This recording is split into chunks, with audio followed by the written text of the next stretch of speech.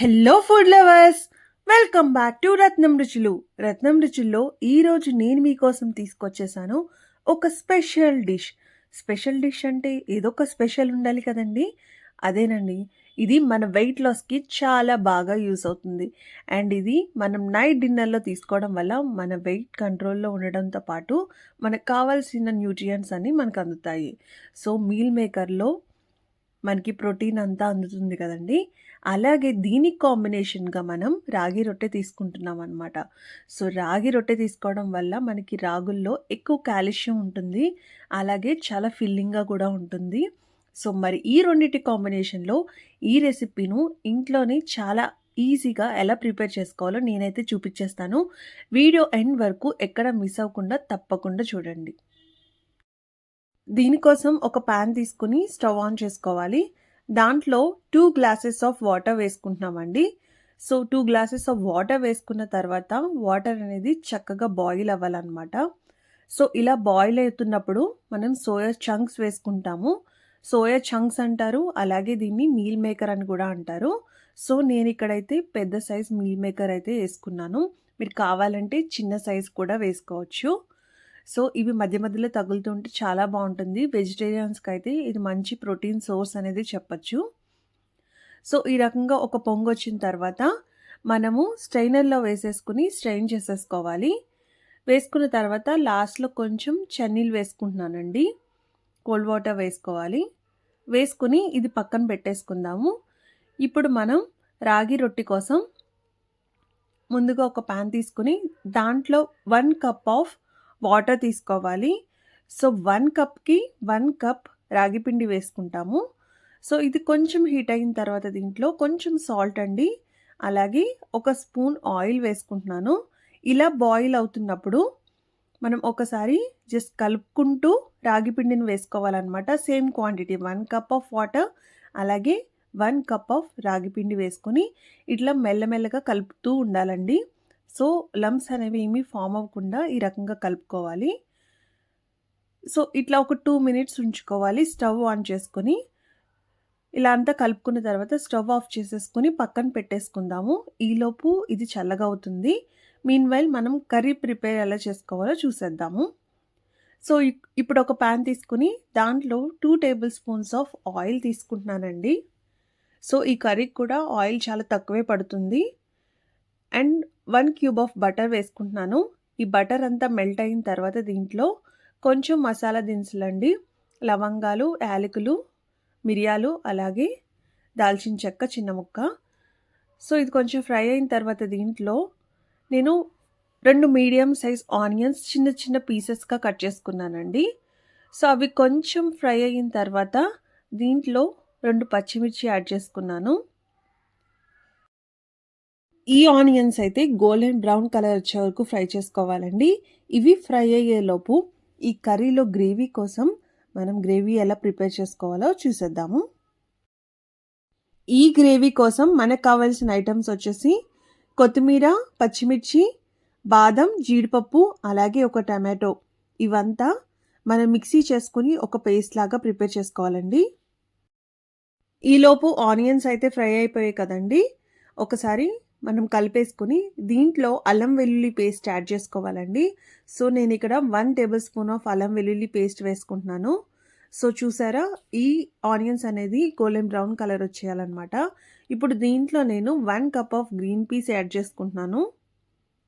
Green peas కూడా మన హెల్త్కి చాలా మంచిదండి. అంటే కలర్ యాడ్ చేసిన గ్రీన్ పీస్ కాకుండా మనకి డైరెక్ట్గా దొరుకుతాయి కదా. సో అవి ఒలిచేసి మన గ్రీన్ పీస్ అనేది ఫ్రీజ్లో స్టోర్ చేసుకున్న చాలా కాలం పాటు స్టోర్ అట్లనే ఉంటుంది, ఏం పాడవకుండాని. సో ఇప్పుడు దీంట్లో మనం గ్రేవీ ప్రిపేర్ చేసుకున్నాం కదండి, ఆ గ్రేవీ అంతా దీంట్లో యాడ్ చేసేసుకుంటున్నాము. సో ఈ కర్రీ అయితే చాలా టేస్టీగా ఉంటుంది అండ్ క్రీమీగా అండ్ ఫ్లేవర్ఫుల్గా చాలా బాగుంటుంది అనమాట. కొత్తిమీర, పచ్చిమిర్చి యాడ్ చేసాం కదా, మరి ఆ ఫ్లేవర్స్ కూడా చాలా బాగా తెలుస్తాయి. ఈ రెసిపీను కంపల్సరీ ఎప్పుడైనా ట్రై చేయండి, సూపర్గా ఉంటుంది. సో చూసారా, ఇది ఒక 5 to 10 మినిట్స్ వరకు బాయిల్ అవ్వాలండి. సో ఇలా ఒక మరుగు వచ్చినప్పుడు మనం ముందుగా తీసి పెట్టుకున్న మీల్ మేకర్ని వేసుకోవాలి. సో మీల్ మేకర్ని వేసే ముందు ఒకసారి బాగా స్క్వీజ్ చేసేసుకుని దాంట్లో యాడ్ చేసుకోండి. ఇప్పుడు కొంచెం పసుపు, అలాగే కొంచెం కారం వేసుకోవాలండి. మరీ ఎక్కువ కారం వద్దు. 1 టేబుల్ స్పూన్ సరిపోతుంది. ఆల్రెడీ పచ్చిమిర్చి యాడ్ చేసాం కదా! ఆ కారం ఉంటుంది.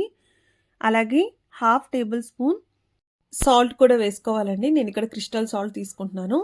అలాగే 1 table spoon garam masala add చేసుకోవాలండి. సో గరం మసాలా యాడ్ చేసేసుకున్న తర్వాత ఒకసారి చక్కగా మిక్స్ చేసేసుకోవాలి. ఆ మసాలా అంతా కర్రీలో చక్కగా కలిసేలాగా. సో చూసారు కదా, కర్రీ అంతా థిక్ కన్సిస్టెన్సీలో చాలా బాగుంది. ఈ స్టేజ్లో మనం కొంచెం వాటర్ పోసుకున్నాము. సో ఇది అట్లీస్ట్ ఒక 15 to 20 మినిట్స్ అయినా కుక్ అవ్వాలండి. ప్రాపర్గా కుక్ అయిపోయి ఆయిల్ అంతా ఎప్పుడైతే బయటకు వస్తుందో మనకి కర్రీ అనేది ప్రిపేర్ అయిపోయినట్టు. సో దీనికోసం నేనైతే లిడ్ పెట్టేసుకుంటున్నాను. సో లిడ్ పెట్టేసుకుని ఒక 10 మినిట్స్ ఉంచేసానండి. సో 10 మినిట్స్ తర్వాత మనకి కర్రీ అయితే ఇలా ఉంది. ఒకసారి దీన్ని మనం బాగా మిక్స్ చేసేసుకోవాలి. మనం దీంట్లో ఉన్న గ్రీన్ పీస్ అనేది ప్రాపర్గా కుక్ అయిందో లేదో చూద్దాము. సో దట్ మనకి కర్రీ అనేది ఉడికిందో లేదో కూడా తెలిసిపోతుంది. సో చూసారా, చక్కగా ఉడికిపోయింది. అంటే ఆల్మోస్ట్ కుక్ అయిపోయింది అనమాట. సో దీంట్లో 1 క్యూబ్ ఆఫ్ బటర్ యాడ్ చేసుకుంటున్నానండి. బటర్ అనేది లాస్ట్లో యాడ్ చేసుకోవడం వల్ల కర్రీ ఇంకా చాలా టేస్టీగా ఉంటుంది. బటర్ వేసేసుకొని వెంటనే లిడ్ పెట్టేసుకుందాము. లిడ్ పెట్టేసుకుని ఒక 5 to 10 మినిట్స్ ఉంచితే మన కర్రీ అనేది ప్రిపేర్ అయిపోతుంది. చూసారా, కర్రీ చాలా దగ్గరకు వచ్చేసింది. సో చాలా క్రీమీగా చాలా టేస్టీగా ఉంటుందండి ఈ కర్రీ. మీల్ మేకర్ కనుక మీరు నేను చెప్పినట్టు ఈ మెథడ్లో చేసుకుంటే సూపర్గా ఉంటుంది. సో అలాగే మన హెల్త్ కూడా చాలా మంచిది. ఆయిల్ కూడా అసలు ఎక్కువ లేదండి. ఇప్పుడు మన రాగి రొట్టె విషయానికి వచ్చేస్తే, సో మనం పక్కన పెట్టేసుకుందాం కదండి. ఇది మరీ చల్లగా అయిపోకూడదు, మరీ వేడిగా ఉండకూడదు, మీడియంగా ఉండాలన్నమాట. సో దట్ అప్పుడే మనకి రొట్టెలు అనేవి చాలా మెత్తగా వస్తాయి. సో ఈ రకంగా చక్కగా చేతులతోటి మొత్తం మ్యాష్ చేసేసుకోవాలి, అంతా కలిసేలాగా పిండి అంతా. సో మనకి ఫైనల్గా అయితే ఈ పిండి మొత్తం కలుపుకున్న తర్వాత ఇలా వస్తుంది. దీంట్లో మనం ఎటువంటి గోధుమ పిండి ఏది యాడ్ చేయలేదండి. ఓన్లీ రొట్టె చేసుకునేటప్పుడు మనం పైన వేసుకుంటాం అంతే. పైన గోధుమ పిండి వేసుకొని ఇట్లా మనం చపాతీలాగా చేసుకోవాలండి. సో నేను ఈ రాగి రొట్టెలో అసలు ఎక్కడ చపాతీ పిండి వాడలేదు. ఓన్లీ జస్ట్ మనం రొట్టె చేసుకోవడానికి పైన డస్టింగ్ కోసం యూజ్ చేస్తున్నాను అంతే. సో ఈ రకంగా చేసుకున్నాం కదండి. మీరు కావాలంటే ఇట్లా అయినా డైరెక్ట్గా కాల్ చేసుకోవచ్చు. నేనైతే కొంచెం షేప్ చేసుకోవడానికి ఒక బాక్స్ తీసుకొని ఇట్లా షేప్ చేసుకున్నాను సర్కిల్లో. సో ఇప్పుడు నేను ఈ ఫ్రై చేసుకోవడానికి క్యాస్ట్ ఐరన్ తవా తీసుకొని దానిపైన పెట్టేసుకున్నాను. నార్మల్ అట్లా పెనమైనా పెట్టుకోవచ్చు మీరు. సో దీనిపైన నాకు ఒకేసారి 3 ఫ్రై చేసుకోవడానికి అవుతుందన్నమాట. సో ఒక సైడ్ కుక్ అయిపోయిన తర్వాత ఇంకొక సైడ్ మళ్ళీ కాల్చుకోవాలి. సో ఒక్క సైడ్ కాల్చేటప్పుడు ఒక 5 మినిట్స్ ఉంచి అది స్టేబుల్ అయిన తర్వాత నెక్స్ట్ సైడ్ ఫ్లిప్ చేసి మళ్ళీ కాల్చుకోండి. సో దట్ ఏంటంటే రాగి రొట్టె అనేది విడిపోకుండా ఉంటుందన్నమాట. సో రాగులు అనేవి మన హెల్త్కి చాలా మంచిది. నేను ముందు చెప్పినట్టుగా దీంట్లో చాలా కాల్షియం ఉంటుందండి. ఉమెన్ ఎక్కువ ఈ కాల్షియం డెఫిషియన్సీ ఎక్కువ ఉంటుంది వాళ్ళకి. సో మనం ఎవ్రీడేలో రాగులు ఇంక్లూడ్ చేసుకుంటే మన హెల్త్కు చాలా మంచిది. సో ఎవ్రీడే వీల్ అవ్వకపోయినా అట్లీస్ట్ ఆల్టర్నేట్ డేస్ తీసుకుంటే కొంచెం బెనిఫిట్స్ అయితే అందుతాయండి. సో ఇలాగా చక్కగా అన్నీ కాల్ చేసుకున్నాం కదా, ఇవి చాలా సాఫ్ట్గా ఉన్నాయండి. సో మీరు కూడా కంపల్సరీ ట్రై చేయండి. వెయిట్ లాస్ అవ్వాలనుకునే వాళ్ళకైతే ఇది పర్ఫెక్ట్ రెసిపీ అని అయితే చెప్పగలుగుతాను. సో మీరు కూడా ట్రై చేసి ఈ రెసిపీ ఎలా ఉందో కామెంట్ సెక్షన్లో కామెంట్ చేయడం మాత్రం మర్చిపోవద్దు.